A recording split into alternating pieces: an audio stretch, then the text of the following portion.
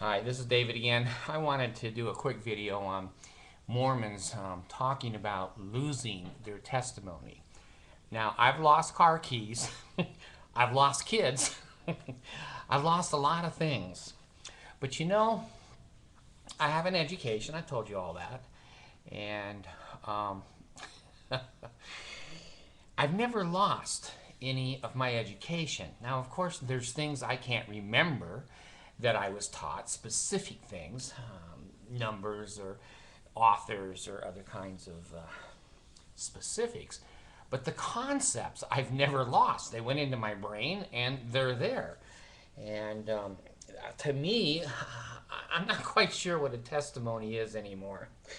I know what the Mormons say a testimony is, and that is that you, no matter what someone says to you, you just go, I know Joseph Smith was a prophet. I know that Brigham Young was a prophet. I know that Thomas B. Monmouth is the only prophet on the face of the earth, the only one that has the keys to the kingdom, and I know the Book of Mormon is true. That's your testimony, I guess. Because when you get up in testimony meeting, those are the things you say. And then you put between those things usually untrue, silly stories. But hey, that's just my opinion. Just my opinion. Anyway, the Mormons believe that God has spoken to you. That basically you have prayed with real intent and a sincere heart. That's what they say. And that the Lord caused a burning in your bosom. Now, you're all too young. You don't remember Vicks Vapor Rub. When we had colds in the old days, they rubbed Vicks on us and it burned your chest and it put off an odor that you never had a runny nose. It was like acid on your chest. Well, I can't describe a burning feeling because I've never had that. Now I've certainly been a feeling of goosebumps, and I've certainly had normal feelings of wonderment and coincidence and surprise and amazement. But a burning in my bosom from God, I've never had. Now maybe some of you have, maybe some of you, and that's fine. That's fine. If you like that burning and you get it, then you must be in the right church. For God's sakes, turn this video off and go pay your tithing and go to the mall. I visited the mall yesterday. What a joke. I'll do that on another video. There wasn't a car in sight. No one's downtown Salt Lake. It's too damn dangerous. And you want to live there for $1 million? I don't think so. But anyway, this testimony thing is something that the Mormons really put an emphasis on. Now, when someone leaves the church or becomes inactive in the Mormon Church, the phrase is, it used to be inactive. Now the church is trying to be more politically correct and is trying to be more compassionate, understanding, and patient. But they started so far behind. It'll be centuries before they're up to a normal rate of being understanding. So now they don't call people inactives. They call them less actives. Now, I took statistics in college, and I know the mean, and I know ranges and ratios. I guess a less active is less active then what? I mean, in statistics, you couldn't even put an X in there. I don't know, less active than the most active or partially active, or it's a funny thing the way they try to come up with new ideas. There's no new ideas. I think it was what Barnum, Mr. Barnum of Barnum and Bailey Circus says there's a fool born every second. And I think the Mormon Church is standing at the LDS hospital waiting for the next fool. I don't know. So here it is that you have a testimony. Now, I think a testimony, according to the Mormons, is going to be a burning in your bosom that the church and the things that the church says are true. Now, that encompasses everything that the church says. So there's no room for discussion. In fact, I'm trying to think which prophet said it. It slips me right now, but he said once the prophet speaks, the thinking has been done. And the thinking is how to screw you out of more of your money. That thinking is done all the time. So anyway, um, this burning in your bosom and your testimony, hey, I don't know what it is. And I'm telling you right now, I don't know how you lose it. Now, I don't know how you lose it. I know how I lose car keys. I misplace them.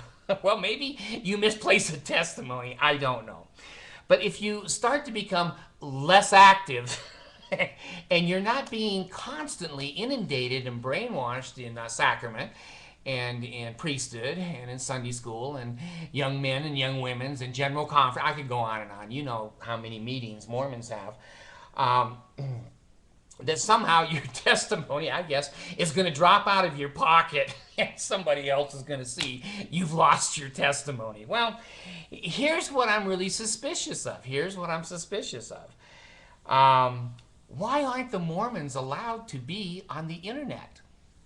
Why is one of the questions in the bishop's interview for a recommend is, do you have any sympathy towards anyone or any groups that are enemies of the church? I don't think the church has any enemies. The only enemies of the Mormon church is the internet and truth. That's the enemy, and it wears a big sword. When you lie on the internet, it'll cut your head right off. So when you try to bury your history, when you try to pretend that Joseph Smith, you didn't bury his head in a top hat and stare at a rock, and that's where your Book of Mormon came from. Well, be that as it may, how do you lose a testimony? Well, I think you begin to think. You begin to have some common sense and go, what the that doesn't make any sense.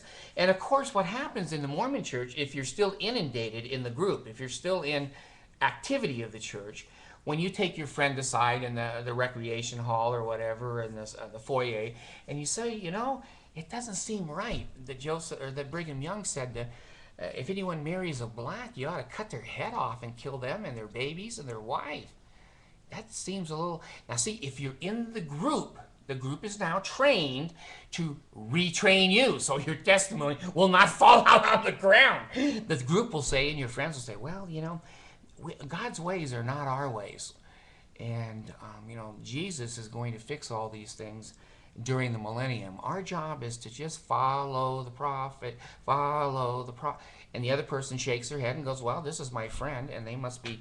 And so they validate each other back and forth whenever the brain starts to try to come alive and there's some sparks in there and your friends in the Mormon church just slap the crap out of your brain and go, don't think, just wear your garments, just pay your tithing, and you're going to be up there with the 72 virgins. And of course I'm kidding about Muslims now. But anyway, I don't think you can lose the testimony. I think what happens is, as human beings, we tend to learn, even in our old age. I mean, here I am on the computer. Good Lord, I can hardly start the damn thing. You know, I can't get the camera to be exactly level. The lighting, it sucks. And, you know, I'm learning, and I'm 64 years old, and the brain continues to help me learn. And I think what losing a testimony is, for the Mormons, is your brain turns on and you're beginning to learn things that were not taught in the cult. Now you have conflict between the left and the right side of the brain.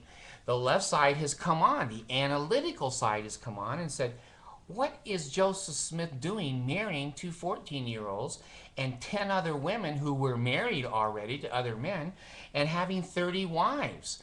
And, you know, chasing the adopted child out of his house because Emma caught him in bed together. Suddenly, your left side of the brain starts to go, And the right side comes back, just slaps the crap out of it. Goes, no, that's the internet. That's it. Satan and the internet. Now, here's what just kills me. 5 years ago, the Mormon Church said, don't look at the internet. Don't look. There's nothing but evil. It's evil. Well, evil in their word is translated to truth. So the Mormons were not allowed to look. They're very similar to the FLDS out there in Texas, Warren Jeffs. And that kind man, he got new revelation. 12-year-olds were okay to marry. But be that as it may, Mormons 5 years ago were not allowed to look onto the computers at all. At all. Well, they did. Somehow, curiosity is a very strong emotional uh, piece of living. And so the Mormons got curious and they clicked on a couple of sites. Oh, it is the site. It is the devil. Mormon.org, Mormon.org, and Recovery Mormonism, Recovery Mormonism. Suddenly they're looking and looking. Now my brother is a returned missionary. Yeah, he served in the United States, and he has just been constant, even though he got excommunicated because he liked oral sex. The stake president excommunicated him because the stake president wanted oral sex and he couldn't get it. My brother's not going to get it. So anyway, be that as it may, he continued to have a testimony of Joseph Smith in the Book of Mormon. Well, he got on the computer. I didn't lead him there. He asked me, "What's your deal?" And I said, "Well, I've gone atheist. I went Mormon to Christianity and now to atheism." And he's, "Oh, that's terrible. You'll never go in. You'll be in outer darkness." I said, "That's okay. I have a solar flashlight that I designed for outer darkness." I said, "I'm okay. Don't worry about me." Well, he began to study and he began to read. And suddenly he goes, "What? What? I didn't know that. I didn't know that Joseph Smith aborted some of the children that he fathered and that Bennett carried an abortion spoon with him all the time for Brother Joseph. I didn't know that the Nauvoo Expositor was burned down because it was going to publish the next day Joseph's sexual follies. I didn't know that." Well, long story short, he resigned from the Mormon Church about 4 or 5 weeks ago. Now, I didn't encourage that. I didn't encourage that. I wrote just very short little sentences to him, very loving, very supporting, very kind. I said, "If you're interested, here's a site you can go to and read." Well, intelligent people tend to seek out information, and they seek out learning. I like to learn. I think this computer and this revolution of the internet is the most fabulous thing that has ever happened in the history of the world. I do. It's hard for me to understand. I didn't have a computer in school till my master's level. And they weren't individual computers then. It was just at the library. I could go at the computer and pull up abstracts and read hundreds of them. It used to take me hundreds of days to find one. Well, anyway, learning is a part of life. And the Mormons have counted on a testimony being stagnated forever. If you get no more new information and you're in a closed culture, the Mormons are right. You will not lose your testimony because everybody in there is passing the same bogus information. And so if you deviate from how your friends feel or the group feels, you feel like an idiot. You feel like there's something wrong with you. And the Mormon Church teaches that. If you don't have enough faith, you need to pay more tithing. If you pay more tithing, your faith increases. Well, your poverty increases. So anyway, I don't think a person gains a testimony, and I don't think a person loses a testimony. Now, I'm not saying that those out there that look at me and say, "Well, gee, I do believe in God," there's certainly nothing wrong with that, man. If that floats your boat, God, stay with God, stay with Jesus, stay with Santa Claus and Christmas. And I love Christmas and I love the Christmas season. We celebrate it in our house. I just don't celebrate it as a religious holiday. I have not seen too many virgins give birth. I'm sorry. I'm just a little man. But in my lifetime, every girl that got pregnant, there seems to have been a penis involved. But hey, whatever you want to believe. So I don't believe that you gain a testimony. I think you're cornered by the missionaries into feeling the way they want you to feel with auto-suggestion. And once you're fellowshipped into the church, now you go, "See, these all people, they're brilliant, nice people. They believe, and if I don't believe, there must be something wrong with me." So then you begin to believe. Well, now you're in a closed society. And you don't have any outside information. That's why missionaries are not allowed to watch TV. They're not allowed to read a newspaper. They're not allowed to rent a video. They're not allowed to talk to their family. I think they can call home on Mother's Day to their mother. And if their parents die, they don't go home for the funeral. Boy, there's a closed community. There's a closed community. And so their testimonies will be strong. in the eyes of the Mormons. There'll be strong, strong, strong testimonies. But the moment that the child, I've got 14 kids, I've told you that, and I was just over to my daughter's dance class, and I walked in to watch her, and she gave me the look like, dads don't belong in here, and you're embarrassing me to death. I got up and left. So I know a little bit about kids and development of human beings.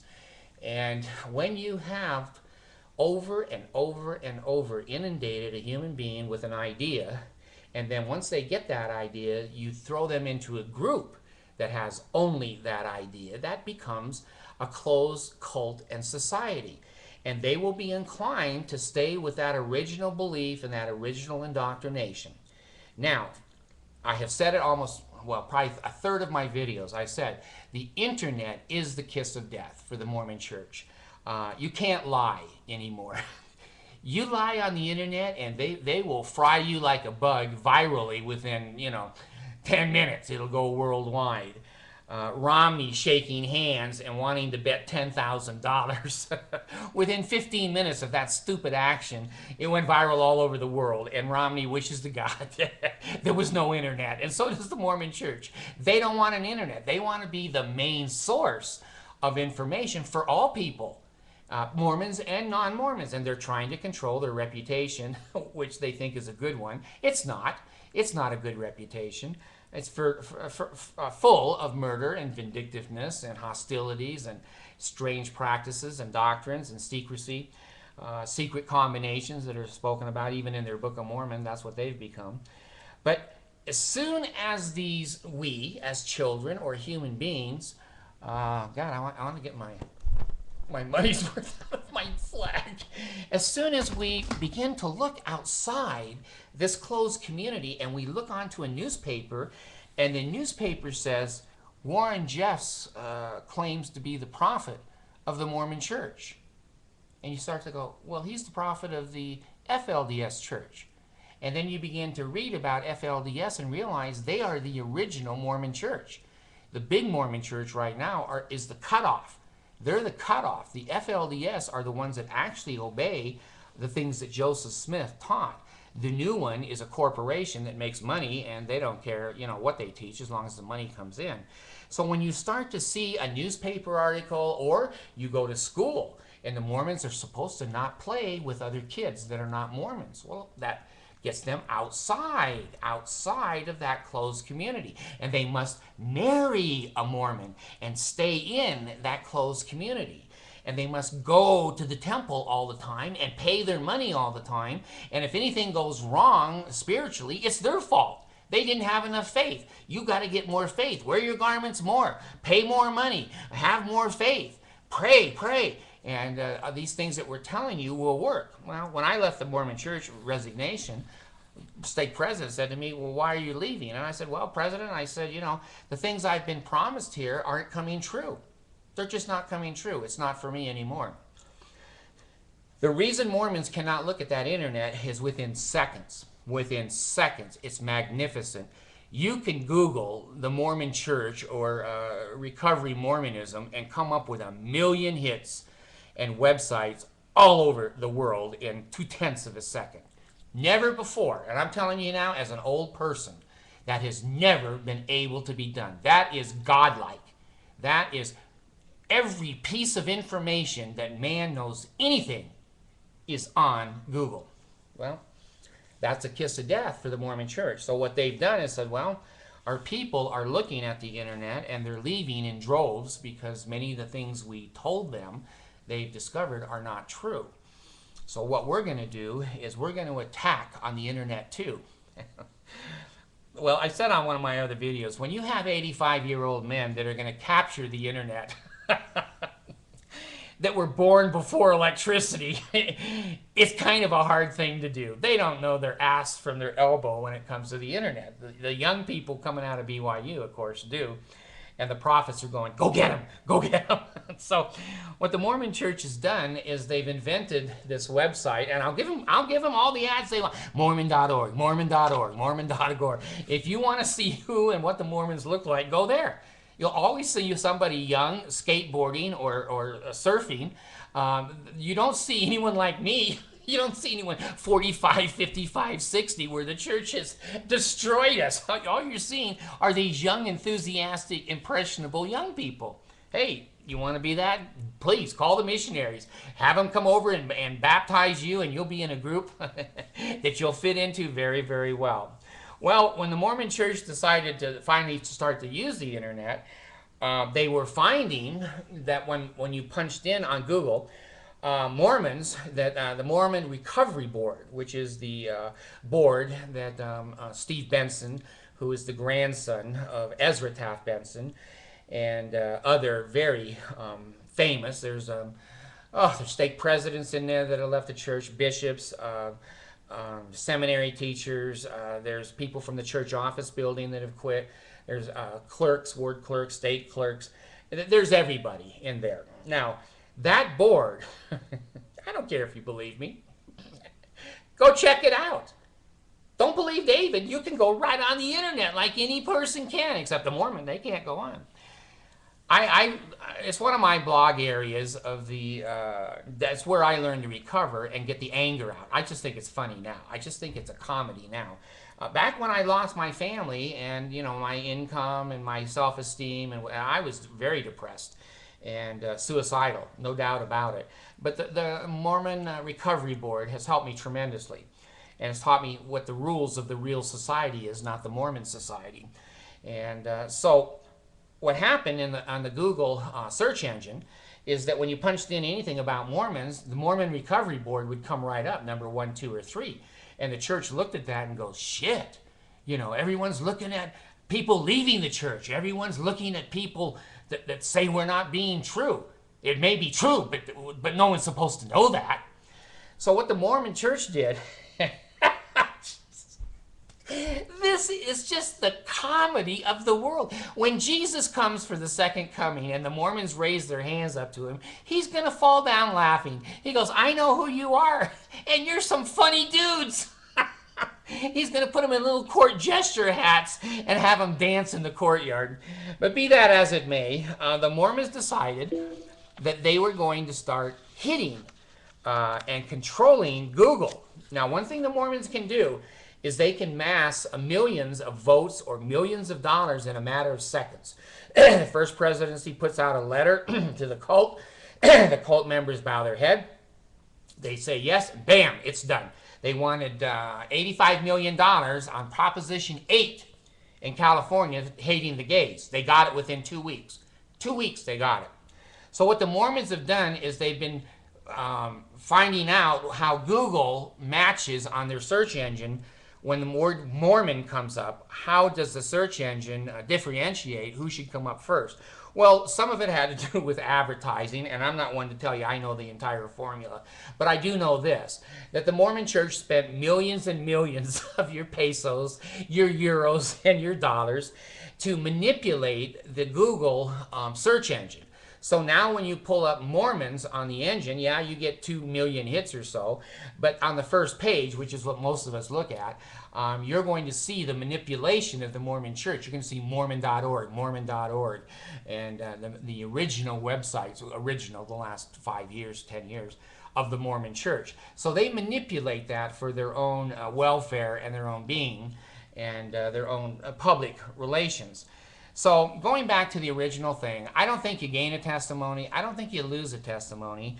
I don't think it falls out of your pocket like a wallet. I think what happens is you may sit down and look at a computer and look at some of the millions of documents, and the Mormons say, oh, that's evil. That's evil. We're hated. Everyone hates us. Everyone. And I'm saying to myself, well, why do they hate us? What are we doing that makes the whole world hate us? And it's Satan. He doesn't want anyone to join the church. And I go, well, that doesn't make sense. Well, you can see where I am. I'm not broadcasting from inside the conference center now, am I? So, anyway, more and more, I'm noticing my demographics. When I first came on in Utah, there were very few women. 16, 17% of the women in Utah even looked at me. Now that could be because maybe I need to do this. It's more desirable. That could be. I don't know. But now in Utah, my demographics are showing that the old men have quit watching me. Now, I don't know. Maybe they died. But they're 55 to 65. Now, that is the leadership of the Mormon Church.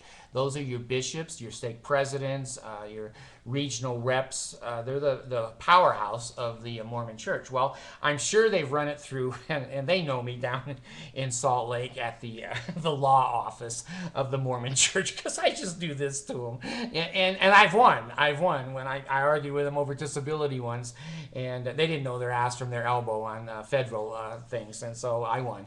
But be that as it may, I'm just trying to be a voice of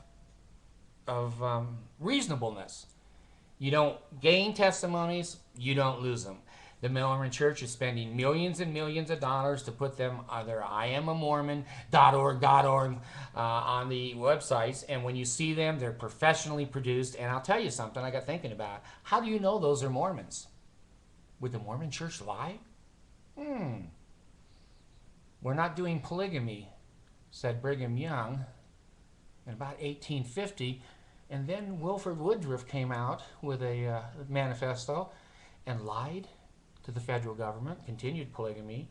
And then a couple of prophets later, John Taylor came out with a second proclamation and said, we're not having polygamy in Utah.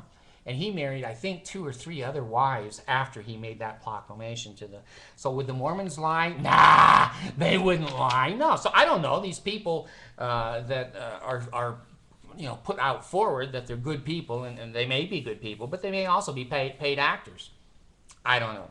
So be careful. Hold your testimony with that little chain. You see those guys that have those wallets and they have that chain hooked to their wallet. Now, they don't have 50 cents in that wallet.